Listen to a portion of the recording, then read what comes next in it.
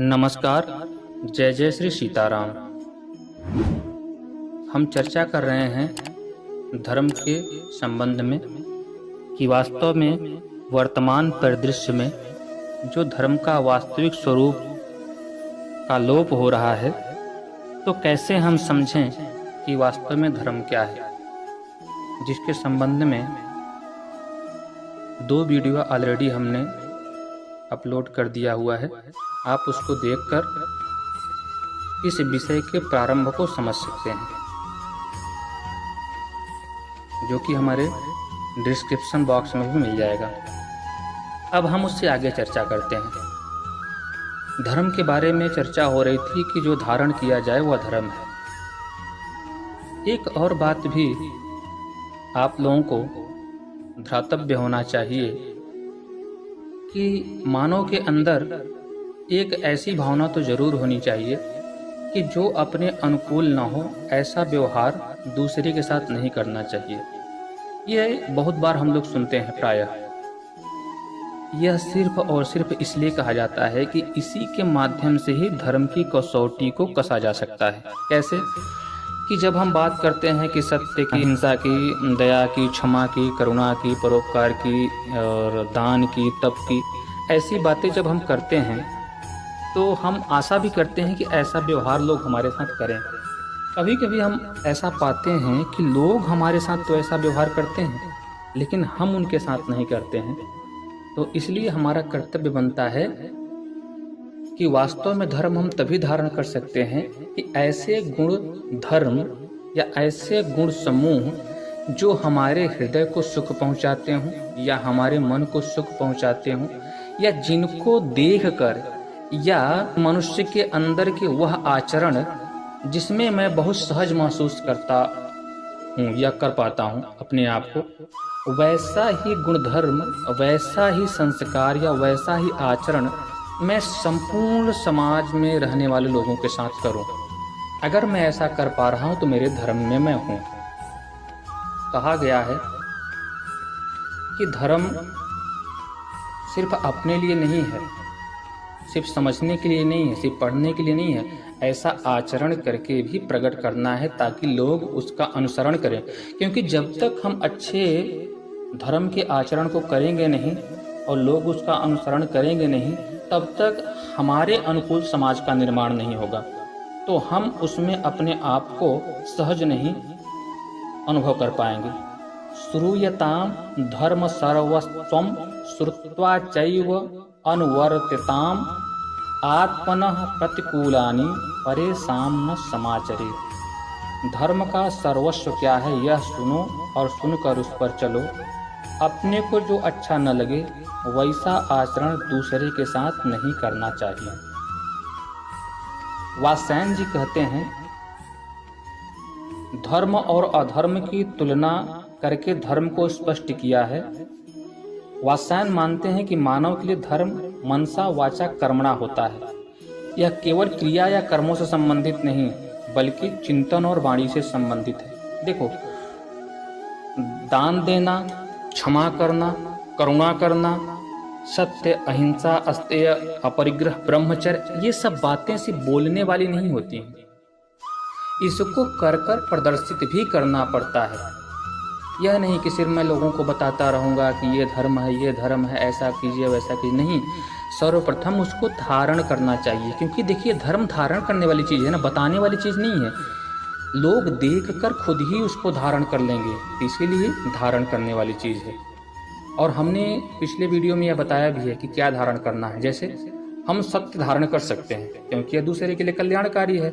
हम दया धारण कर सकते हैं क्योंकि यह दूसरे के लिए कल्याणकारी है।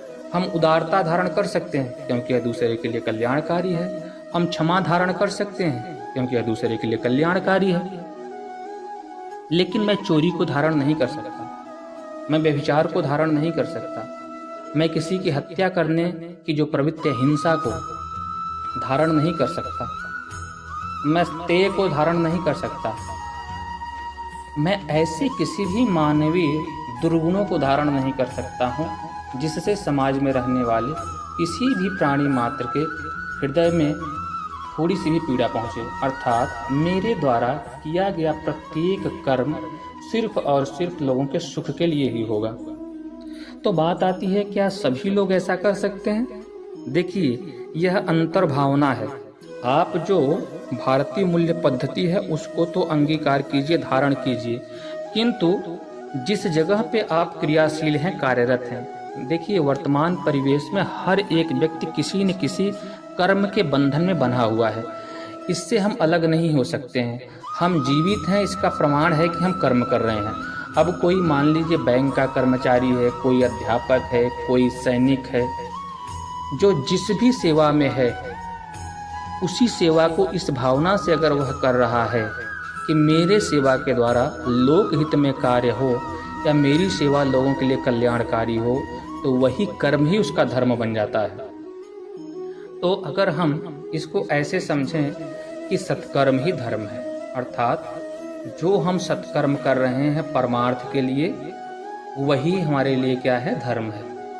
अर्थात जब हम अपने काम को, अपने कार्य को, अपनी जिम्मेदारी को इस भावना से उसका निर्वहन करें कि मैं सिर्फ इसलिए इसको ऐसा कर रहा हूँ क्योंकि उस परमात्मा ने मुझे यह सामर्थ्य प्रदान किया और इसको करने से मुझे सुख प्राप्त होता है और अन्य लोगों को भी सुख प्राप्त होता है, इसीलिए यही मेरा धर्म है, अर्थात मेरा कर्म ही मेरा धर्म है।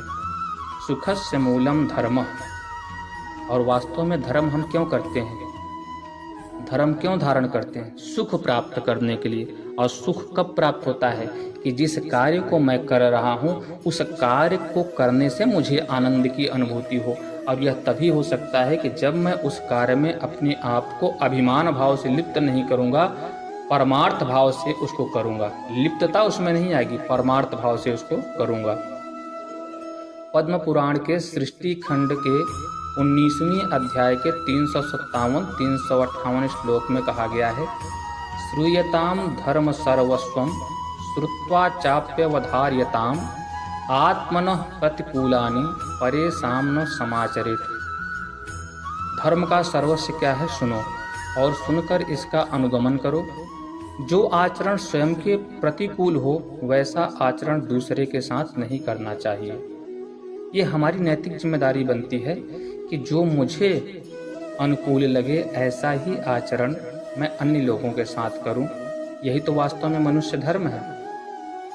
तो जो हम चर्चा कर रहे हैं धर्म की, ये हिंदू, मुस्लिम, सिख, ईसाई, जैन, बौद्ध, पारसी, इन सब से आगे बढ़ के भी अगर हम बात करें तो मनुष्य के लिए जो सबसे मुख्य धर्म है वह है कि मनुष्य को कैसा होना चाहिए, वही उसका धर्म है। विदुर नीति के पहले अध्याय के 57वें श्लोक में कहा गया है, एको धर्मः परम श्रेयः क्षमैका शांतिरुत्तमा विद्यैका परमा तृप्तिर हिंसैका सुखा वहा। केवल धर्म ही परम कल्याणकारक है। एकमात्र क्षमा ही शांति का सर्वश्रेष्ठ उपाय है। एक विद्या ही परम संतोष देने वाली है और एकमात्र अहिंसा ही सुख देने वाली है। यही तो हम बात कर रहे हैं कि सबसे कल्याणकारी हमारे लिए क्या है? धर्म है। और क्षमा के द्वारा ही यह प्राप्त हो सकता है और विद्या के द्वारा प्राप्त हो सकता है, अहिंसा के द्वारा प्राप्त हो सकता है। अर्थात भारतीय मूल्य पद्धति के संस्कार हैं उनको धारण करने की तो बात कर रहे हैं। अगर हम उसको धारण कर लेंगे तो धर्म का जो वास्तविक स्वरूप है वो हमारे जीवन में स्वतः ही आ जाएगा। विदुर नीति के 5वें अध्याय के 48वें श्लोक में कहा गया है, अर्थ सिद्धिम परामिच्छन धर्ममेवादितश्चरेत नहि धर्माद पैत्यर्थः स्वर्गलोका दिवामृतम। जो अर्थ की पूर्ण सिद्धि चाहता हो उसे पहले धर्म का ही आचरण करना चाहिए। जैसे स्वर्ग से अमृत दूर नहीं होता उसी प्रकार से धर्म से अर्थ अलग नहीं होता। देखिए, मानव जीवन को चलाने के लिए अर्थ बहुत ही महत्वपूर्ण है, अर्थात धन हमको बहुत ही आवश्यक है। अर्थात धर्म हमारे जीवन में जरूरी है, आवश्यक है, लेकिन सब कुछ ही धन नहीं है। लेकिन अगर धर्म के अनुरूप चल के उसको प्राप्त किया जाए तभी वह हमें सुख और शांति दे सकता है। अर्थात आप कुछ भी कीजिए, आपको पालन तो करना ही पड़ेगा भारतीय नैतिक मूल्य पद्धतियों का, जिसमें हम बार बार चर्चा कर रहे हैं कि मानव के लिए उसका एक ही धर्म है, सत्य, अहिंसा, स्तेय, अपरिग्रह, ब्रह्मचर्य, साहस, देश प्रेम, कर्तव्य निष्ठा, कर्तव्य परायणता, क्षमा, दया, तप, करुणा, दान, ये जितने भी विषय हैं यही उसके जो नैतिक मूल्य हैं, वही उसका धर्म है और उसी को धारण करना चाहिए प्रत्येक मानवी को। तब जाके एक आदर्श मानव का जीवन वह व्यतीत कर पाएगा और समाज के लिए आदर्श मानव बन पाएगा। जितने भी महापुरुष हुए हैं सभी ने इन सारे विषयों को अंगीकार किया हुआ है और समय समय पर उन्होंने इसके मार्ग पे चल कर दिखाया है। कई बार तो ऐसा भी हुआ है कि विषम परिस्थितियां आई हैं, बहुत सारे कष्ट भी उठाने पड़े हैं, लेकिन धर्म कभी भी पराजित नहीं हो सकता। अर्थात अगर आप इन मूल्यों पे चलेंगे तो कभी भी आप पराजित नहीं होंगे।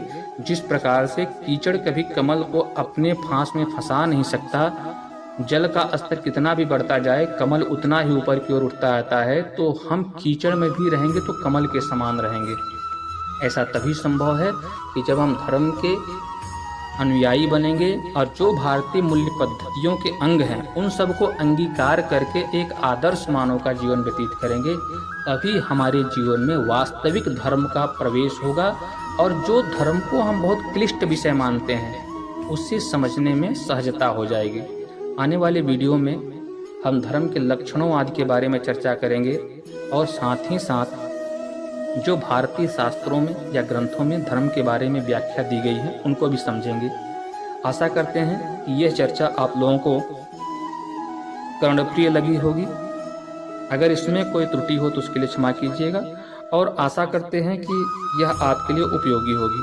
फिर भी अगर किसी का कोई सुझाव है तो वे कमेंट बॉक्स में अपने सुझाव दे सकते हैं या और इससे संबंधित कुछ और व्याख्या चाहते हैं तो भी कमेंट कर सकते हैं। मैंने स्वयं प्रयास किया हुआ है कि जितने सरलतम तरीके से हो सके इस चर्चा को आगे बढ़ाया जाए। आने वाली वीडियो में हम धर्म के लक्षणों के बारे में चर्चा करेंगे और एकदम सरलतम तरीके से सामान्य मानवीय के जीवन से संबंधित उदाहरणों से इसको समझेंगे। इस वीडियो को अंत तक देखने के लिए आप सभी को हृदय की गहराइयों से धन्यवाद। नमस्कार। जय जय श्री सीताराम।